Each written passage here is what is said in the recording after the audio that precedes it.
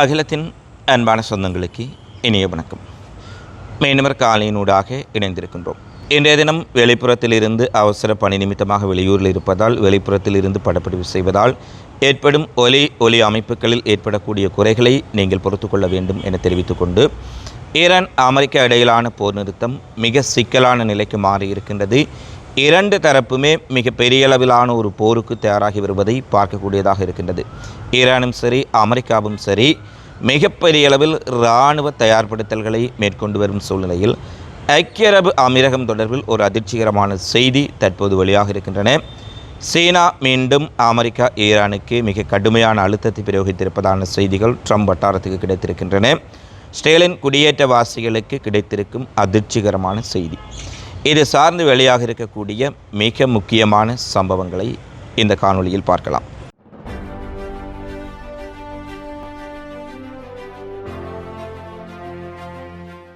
Iran America இடையிலான பேச்சுவார்த்தை ஏறக்குறைய முறிவடைந்திருக்கின்றது. தொடர்ச்சியாக பேச்சுவார்த்தை என்ற பெயரில் ஒரு பக்கம் பேச்சுவார்த்தை நடத்தி கொண்டு மறுபுறத்தில் ஈரானின் முதுகில் குத்தும் செயற்பாடுகளை இனி ஏற்றுக்கொள்ளப் போவதில்லை என்று ஒரு 10 அம்ச கோரிக்கைகளை ஈரான் கொடுத்திருந்தார்கள். அவற்றை அமெரிக்கா நிறைவேற்றினால் ஒப்பந்தம் செய்து கொள்ளலாம், இல்லாவிட்டால் நீங்கள் போருக்கு தயாராகுங்கள் என்று ஈரான் நேரடியாகவே குறிப்பிட்டு விட்டார்கள்.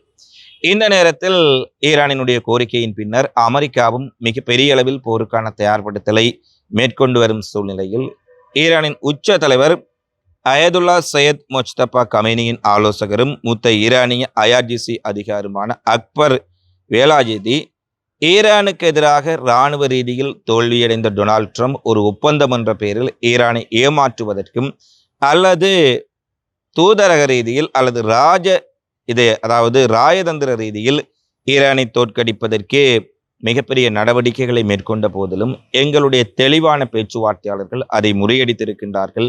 இராணுவ ரீதியிலும் சரி ராயதந்திர ரீதியிலும் சரி ஈரானை இவர்கள் ஒருபோதும் தோற்கடிக்க முடியாது என்பதை அமெரிக்காவுக்கு எச்சரிக்கையாக நாங்கள் கூறிக்கொள்ள விரும்புகின்றோம். அது மட்டுமல்ல, இரண்டாவது முறையாக ஏற்கனவே ஒரு கட்ட போர் முடிவடைந்திருக்கும் சூழ்நிலையில் இரண்டாவது தடவையாக ஈரான் மீது அமெரிக்கா தாக்குதல் நடத்தினால் இதுவரை களத்தில் பயன்படுத்தாத மிக கடுமையான ஆயுதங்களை நாங்கள் பயன்படுத்த இருக்கின்றோம் என்ற செய்திகளையும் தெளிவாக அவர் குறிப்பிட்டிருக்கின்றார். அது மட்டுமல்ல, எங்களுடைய ஏவுகணை கட்டமைப்புகள், ட்ரோன் கட்டமைப்புகள் அனைத்துமே முழுமையாக மீட்கப்பட்டிருக்கும் சூழ்நிலையில் எம் மீதான தாக்குதலுக்கான பதிலடி அமெரிக்காவுக்கு மட்டுமல்ல அமெரிக்காவின் உடைய நட்பு நாடுகளுக்கும் ஒரு பாடமாக அமையும் என்ற விடயத்தை அவர் எச்சரிக்கையுடன் தெரிவித்திருக்கின்றார்.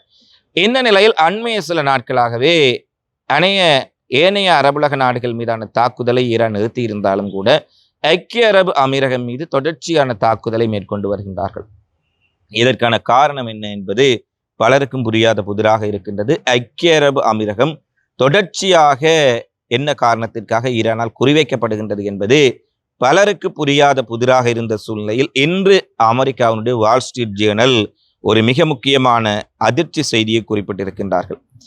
ஈரான் அமெரிக்கா இடையிலான மோதல் உச்சத்தில் இருந்த போது லவான் தீவில் இருக்கக்கூடிய ஒரு சுத்திகரிப்பு நிலையம், ஈரானுடைய IRGC ஏவுகணை நிலையம், ட்ரோன் கட்டமைப்புகளை இலக்கு வைத்து அபுதாபி அதாவது ஐக்கிய அரபு எமிரேட்ஸ் படைகள் அமெரிக்காவின் கூட்டமைப்பில் தாக்குதல் நடத்தி இருக்கின்றார்கள் என்ற விடயத்தை ஈரான் கூறவில்லை, அமீரகம் கூறவில்லை. அமெரிக்காவினுடைய பத்திரிகை வால் ஸ்ட்ரீட் ஜேர்னல் திட்ட தெளிவாக உறுதிப்படுத்தி இருக்கின்றார். அதை தற்போது ஈரானும் ஆதாரங்களுடன் அறிந்திருப்பதனால்தான் ஐக்கிய அரபு அமீரகம் மீது தொடர்ந்து ஈரான் தன்னுடைய கோபத்தை காட்டுவதான செய்திகள் தற்போது வெளியாக இருக்கின்றன. எந்த ஒரு சூழ்நிலையிலும் ஐக்கிய அரபு அமீரகம் அமெரிக்க இஸ்ரேலுக்கு தளங்கள் அமைத்து கொடுக்கும் வரை தாக்குதலை நிறுத்தப் போவதில்லை என்பதையும் ஈரான் ஒரு செய்தியாக தெரிவித்திருந்தார்கள். எனவே ஐக்கிய அரபு அமீரகம் வளைகுடா நாடுகளிலேயே இஸ்ரேல் அமெரிக்காவுடன் இணைந்து ஈரானுக்கு எதிரான தாக்குதல்களை நடத்தியது உறுதிப்படுத்தப்பட்டிருக்கின்றது. இந்த சூழ்நிலையில் IRGC தலைமை தளபதி இன்று ஒரு அறிவிப்பை விடுகின்றார். மீண்டும் அமெரிக்காவுடன் ஒரு போர் வெடித்தால் அமெரிக்க இலக்குகள் மட்டுமல்ல, அமெரிக்காவுக்கு யாரெல்லாம் மீண்டும் ஆயுத தளபாடங்களை வைத்திருப்பதற்கும் இராணுவத்தை நிறுத்துவதற்கும் பிராந்தியத்தில் எந்த நாடுகள் இடம் கொடுத்தாலும் எங்களுடைய பொறுமை முடிந்து விட்டது, மிக மோசமான முறையில் அந்த நாடுகளை தாக்கி தரைமட்டமாக்குவோம் என்ற விடயத்தை தெளிவாக குறிப்பிட்டிருக்கின்றார்கள். ஐக்கிய அரபு அமீரகமாக இருக்கலாம், பஹ்ரைனாக இருக்கலாம், குவைத்தாக இருக்கலாம், சவுதி அரேபியா, கத்தாராக கூட இருக்கலாம். இனி அடுத்த ஒரு போர் எந்த நேரத்தில் வெடிக்கலாம் என்று எதிர்பார்க்கும் சூழ்நிலையில் அவ்வாறான ஒரு சூழ்நிலை ஏற்பட்டால் யாரெல்லாம் இவர்களுக்கு தளம் கொடுக்கின்றார்களோ அவர்கள் மீது இதுவரை இல்லாத தாக்குதலை மேற்கொள்வோம். எனவே அமெரிக்காவுடனுடைய இந்த கபட திட்டத்திலும் ஸ்டேலின் உடைய சதி நடவடிக்கைகளிலும் யாரும் இணைந்து கொள்ளக்கூடாது என்பதை மிக தெளிவாக தற்போது ஐக்கிய அரபு அமீரகம் ஒரு விடயத்தை குறிப்பிட்டிருக்கின்றார்கள். அது மட்டுமல்ல, அவர்களுடைய எரிவாயு கட்டமைப்புகள், எரிசக்தி கட்டமைப்புகள் அனைத்தும் சுக்குநூறாக்கப்படும் என்பதையும் ஈரான் தெளிவுபடுத்தி இருக்கின்றார்கள். அடுத்து அமெரிக்காவினுடைய USS அலாஸ்கா நீர்மூழ்கி கப்பல், அணு ஆயுதங்கள் தரித்த கப்பல் ஈரானை நோக்கி நகர்த்த திட்டமிட்டிருப்பதான செய்திகள். அமெரிக்காவும் முழு அளவிலான போருக்கு தயாராகி வருகின்றார்கள் என்ற செய்தியை தெளிவாக காட்டியிருக்கின்றன. அது மட்டுமல்ல, அமெரிக்காவினுடைய விமானங்கள் கடந்த 48 மணி நேரத்தில் 10க்கு மேற்பட்ட விமானங்கள் தொடர்ச்சியாக மத்திய கிழக்கில் இருக்கக்கூடிய தன்னுடைய தளங்களுக்கு ஆயுதங்களை கொண்டு சென்று இறக்கி இருக்கின்றார்கள் என்ற செய்தியையும் தற்போது பார்க்கக்கூடியதாக இருக்கின்றது. அது மட்டுமல்ல, இஸ்ரேலும் ஈரானுக்கு எதிரான போரில் மிகப்பெரிய அளவில் தயாராகி வருகின்றார்கள் என்ற செய்திகளையும் நாங்கள் பார்க்கக்கூடியதாக இருக்கின்றது. அடுத்து அமெரிக்காவினுடைய நியூயார்க் டைம்ஸ் என்ற ஒரு செய்தியை வெளியிடுகின்றார்கள்.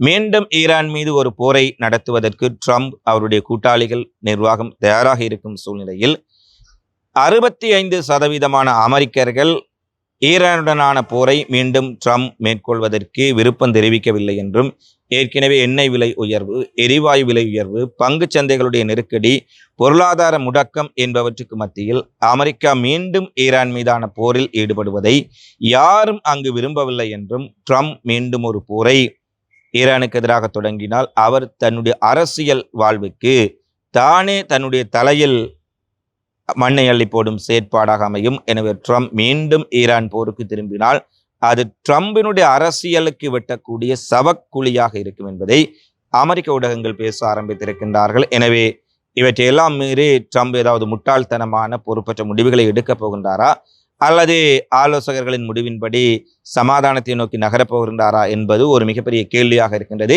இந்த சூழ்நிலையில் தான் சீனாவை நோக்கி நாளைய தினம் அமெரிக்க அதிபர் டொனால்ட் ட்ரம்ப் செல்ல இருக்கும் சூழ்நிலையில் ஈரானும் அமெரிக்காவும் விரைந்து ஒரு யுத்தமற்ற ஒரு ஒப்பந்தத்தை ஏற்படுத்த வேண்டும் என்று சீனா மீண்டும் தன்னுடைய பங்குக்கு வலியுறுத்தல் விடுத்திருக்கின்றார்கள். அமெரிக்க அதிபர் நாளைய தினம் சீனாவுக்கு செல்லும் சூழ்நிலையில் ஈரானுடன் ஒரு ஒப்பந்தத்தை விரைந்து முடிக்க வேண்டும் என சீனா அழுத்தம் கொடுத்திருப்பது அமெரிக்காவுக்கு புதிய சிக்கலாக மாறி இருக்கின்றது. ஏனெனில் நீங்கள் சீனாவுக்கு வந்தாலும், சீனாவுடன் ஒப்பந்தங்களை செய்து கொண்டாலும், ஈரான் விவகாரத்தில் உங்களுடைய யுத்த நடவடிக்கைகளுக்கு நாங்கள் ஆதரிக்க மாட்டோம், ஈரானுடனான யுத்தம் உடனடியாக நிறுத்தப்பட வேண்டும், 2 தரப்புகளும் ஒரு ஒப்பந்தத்தை கையெழுத்திட்டு மத்திய கிழக்கில் அமைதியை ஏற்படுத்த வேண்டும் என்ற விடயத்தை தற்பொழுது சீனா தெளிவுபடுத்தி இருக்கின்றார்கள். எனவே அது மட்டுமல்ல, ரஷ்யாவும் இன்றைய தினம் விடுத்திருக்கக்கூடிய அறிவிப்பில் அமெரிக்கா மீண்டும் ஒரு போரை மத்திய கிழக்கில் திணித்தால் மத்திய கிழக்கு மட்டுமல்ல, ஒட்டுமொத்த பிராந்தியமும் ஒட்டுமொத்த உலகமும் பற்றி எறியக்கூடிய ஒரு ஆபத்தான சூழ்நிலை ஏற்படும். எனவே ட்ரம்ப் நிர்வாகம் இந்த முடிவுகளை உடனடியாக நிறுத்தி வைக்க வேண்டும். ஈரான் தங்களுடைய யுரேனியம், செறிவூட்டப்பட்ட யுரேனியத்தை எங்களிடம் ஒப்படைப்பதற்கு சம்மதித்து விட்டார்கள். எனவே இதை கருத்தில் கொண்டு அமெரிக்கா உரிய நடவடிக்கைகளை எடுக்க வேண்டும் என்ற செய்தியை தற்போது ரஷ்ய அதிபர் புடினும் விடுத்திருக்கின்றார். எனவே சீனாவும் சரி, ரஷ்யாவும் சரி, இரட்டை நிலைப்பாடாக ஈரானுக்கு எதிரான போர் அமைதியான முறையில் ஒரு போர் நிறுத்த உடன்படிக்கை மூலமே முடிக்கப்பட வேண்டும் என்பதில் தீவிரமான நிலைப்பாட்டை காட்டியிருக்கின்றார்கள். அடுத்து ஹிஸ்புல்லா போராளிகளுக்கும் இஸ்ரேலிய படைகளுக்கும் இடையில் தெற்கு லெபனானில் மிக கடுமையான ஒரு துப்பாக்கி சண்டை இடம்பெற்றிருக்கின்றது. இதுவரை இல்லாத அளவுக்கு பெக்கா பள்ளத்தாக்கரையில் இடம்பெற்ற துப்பாக்கி சண்டையில் ஹிஸ்புல்லா போராளிகளின் சார்பில் 8 பேர் கொல்லப்பட்டதாகவும், இஸ்ரேலிய இராணுவத்தின் சார்பில் 3 பேர் கொல்லப்பட்டதுடன் 6 பேர் வரை காயப்படுத்தப்பட்டிருக்கின்றார்கள் என்ற செய்தியும் பார்க்கக்கூடியதாக இருக்கின்றது. எனவே இந்த போரில் ஹிஸ்புல்லாக்களை தோற்கடிக்க முடியாமல் லெபனானுக்குள் இஸ்ரேலிய படைகள் தடுமாறிக் கொண்டிருக்கும் சூழ்நிலையில் ஹிஸ்புல்லாக்கள் பயன்படுத்த ஆரம்பித்திருக்கும் புதிய வகை ட்ரோன்கள் இஸ்ரேலுக்கு மிகப்பெரிய சிக்கலையும் அழிவுகளையும் ஏற்படுத்தி இருக்கும் சூழ்நிலையில் இதுவரை இல்லாத துல்லியத்தன்மையுடன் ஹிஸ்புல்லாக்களின் ட்ரோன்கள் இஸ்ரேலுக்குள் புகுந்து தாக்குதல் நடத்துவதாக தெரிவித்துள்ளார்கள். இஸ்ரேலினுடைய மெட்டுலா பகுதி, கிரியாத் சோம்னா போன்ற பகுதிகளில் ஹிஸ்புல்லாக்களின் தொடர் ஏவுகணை தாக்குதல் மற்றும் ட்ரோன் தாக்குதல் காரணமாக பல பகுதிகளில் சைரன்கள் ஒலிக்க விடப்பட்டிருந்தமையால் அங்கிருக்கும் மக்கள் மிகப்பெரிய அதிர்ச்சி அடைந்துள்ளார்கள் என்ற செய்திகளையும் பார்க்கக்கூடியதாக இருக்கின்றது. இறுதியாக ஈரானுடைய எண்ணெய் கட்டமைப்புகளை அளிக்கப் போகின்றோம், ஈரானுடைய எண்ணெய் சுத்திகரிப்பு நிலையங்களை அளிக்கப் போகின்றோம், ஈரானுடைய எண்ணெய் வளங்களை அளிக்கப் போகின்றோம் என அமெரிக்க அதிபர் ட்ரம்பும் அவருடைய நிர்வாகம் கங்கண கட்டி இருக்கும் சூழ்நிலையில் அமெரிக்காவின் ஒக்லஹோமாவில் அமைந்திருக்கக்கூடிய ஒரு அமெரிக்க எண்ணெய் சுத்திகரிப்பு நிலையத்தில் மாபெரும் இதுவரை இல்லாத ஒரு வெடிப்பு சம்பவம் பதிவாகி இருக்கின்றது. கடந்த 10 மணி நேரமாக அந்த எண்ணெய் சுத்திகரிப்பு நிலையம் தீப்பற்றி எரிந்து கொண்டிருக்கின்றது. தீயை அணைப்பதற்காக 20க்கும் மேற்பட்ட தீயணைப்பு வண்டிகள் அங்கு கொண்டு வரப்பட்ட போதிலும் அந்த தீயை அணைக்க முடியவில்லை எனவும், மிகப்பெரிய அளவில் தீயணைப்பு படை வீரர்கள் எரியக்கூடிய எண்ணெய் சுத்திகரிப்பு நிலையத்தில் தீயை அணைப்பதற்கு போராடி கொண்டிருக்கின்றார்கள் என்ற செய்தி தற்போது வெளியாக இருக்கின்றது. அது மட்டுமல்ல, கடந்த 1 மாத காலத்திற்குள் அமெரிக்காவில் 6 எண்ணெய் சுத்திகரிப்பு நிலையங்களில் வெடிப்பு சம்பவங்கள் ஏற்பட்டு மிகப்பெரிய அளவு சேதம் ஏற்பட்டிருக்கின்றது. 1-2 சம்பவங்கள் இடம்பெற்றால் அது ஒரு தற்காலிக விபத்தாகவோ ஒரு மின்கசிவாகவோ அல்லது வேறு ஏதாவது காரணங்களோ சொல்லலாம். ஆனால் 1 மாதம் 21 நாட்களுக்குள் 6 எண்ணெய் சுத்திகரிப்பு நிலையங்கள் அமெரிக்காவில் பற்றி எறிந்துள்ள சம்பவம் ஏதோ ஒரு விடயம் அமெரிக்காவுக்கு சொல்லப்படுகின்றது. அல்லது இது தற்காலிகமாக நடைபெறக்கூடிய தற்செயலான விபத்துக்கள் அல்ல என்ற கோணத்தில் அமெரிக்கர்கள் இதை புரிந்து கொள்ள வேண்டும் என்றும் அமெரிக்க பத்திரிகைகள் செய்திகளை வெளியிட்டிருக்கின்றார்கள். இறுதியாக இஸ்ரேலுக்குள் தற்போது ஏற்பட்டிருக்கக்கூடிய ஸ்திரமற்ற தன்மை, ஈரானிய தாக்குதல்களால் ஏற்பட்டிருக்கக்கூடிய அச்சம், தொடர்ச்சியான போரில் ஈடுபட்டு வரக்கூடிய காரணத்தினால் இஸ்ரேலுக்குள் ஏற்பட்டிருக்கக்கூடிய பொருளாதார நெருக்கடிக்கு மத்தியில் 30% மேற்பட்ட இஸ்ரேலியர்கள் பாலஸ்தீனத்தில் ஆக்கிரமிக்கப்பட்ட பகுதிகளில் இருந்து அந்த பகுதிகளை விட்டு வெளியேறுவது குறித்து தீவிர பரிசீலனை செய்து வருகின்றார்கள் என்ற செய்தியை இன்று இஸ்ரேலினுடைய காட்ஸ் ஊடகம் வெளியிட்டிருக்கின்றார்கள்.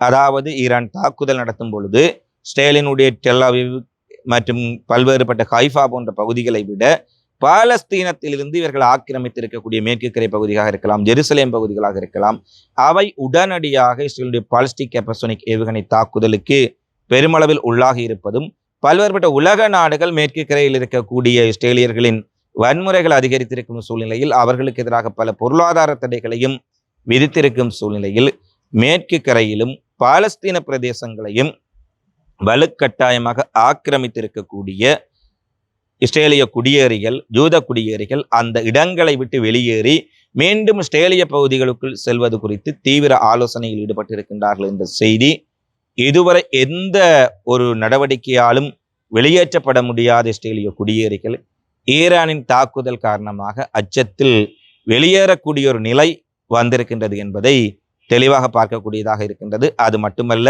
இஸ்ரேலுக்குள் தொடர்ச்சியாக ஏற்பட்ட பொருளாதார முடக்கம், இஸ்ரேலுக்குள் இருக்கக்கூடிய ஸ்திரமற்ற தன்மை காரணமாக இஸ்ரேலினுடைய மிகப்பெரிய பங்கு சந்தைகள், பொருளாதார நிறுவனங்கள் வீழ்ச்சியை சந்தித்திருப்பதாகவும், பல ஐரோப்பிய நாடுகளினுடைய முதலீட்டு நிறுவனங்கள் இஸ்ரேலுடைய இனப்படுகொலை குற்றச்சாட்டு, அவர்களுடைய போர்க்குற்றங்கள் காரணமாக இஸ்ரேலுடன் தொடர்ச்சியாக வர்த்தகம் செய்வதற்கும் இஸ்ரேலுக்குள் தொடர்ச்சியாக முதலீடுகளை செய்வதற்கும் மறுத்து வருவதால், குறிப்பாக ஸ்பெயின், பிரிட்டன், பிரான்ஸ், பின்லாந்து போன்ற நாடுகள் மறுத்து வருவதால் இஸ்ரேலியர்கள் மத்தியில் நெதன்யாகு அரசாங்கத்தின் மீது மிகப்பெரிய அளவிலான ஒரு அதிருப்தி நிலவத் தொடங்கி இருப்பதும், ஏற்கனவே நேற்று முன்தினம் ஆரம்பித்த போராட்டம் மீண்டும் இஸ்ரேலினுடைய பல நகரங்களில் இந்த வார இறுதியில் மிகப்பெரிய அளவில் வெடிக்கலாம் என்று எதிர்பார்க்கப்படுகின்றது. அது மட்டுமல்ல, நெதன்யாகு உடனடியாக தேர்தலை வைத்து இஸ்ரேல் ஒரு ஜனநாயக ரீதியிலான புதிய ஆட்சி ஏற்படுவதற்கு வழிவிட வேண்டும் என இன்றைய தினம் இஸ்ரேலுடைய எதிர்க்கட்சி தலைவர் யாயிர் லாபிட் அவர்களும் பகிரங்க கோரிக்கையை விடுத்திருக்கின்றார். இவைதான் இன்றைய நாளில் வெளியான உலகின் மிக முக்கியமான செய்திகளாக, நிகழ்வுகளாக பதிவாக இருக்கின்றன. இன்றைய காணொளி பதிவில் வெளிப்புற படப்பிடிப்பில் இருக்கக்கூடிய தடைகள், ஒலி அமைப்புகளில் இருக்கக்கூடிய தடங்கல்களை நீங்கள் பொறுத்து கொள்ள வேண்டும் என உங்களை தயவுடன் கேட்டுக்கொண்டு, இந்த காணொளி பதிவு தொடர்பிலான உங்களது மதிப்பான கருத்துக்களை கமெண்ட்ஸில் பதிவிடுங்கள். இதுபோன்ற தகவல்களை உடனுக்குடன் தெரிந்து கொள்ள அகிலம் சேனலில் சப்ஸ்கிரைப் செய்து கொள்ளுங்கள். மீண்டும் அடுத்த காணொளியில் சந்திப்போம். நன்றி, வணக்கம்.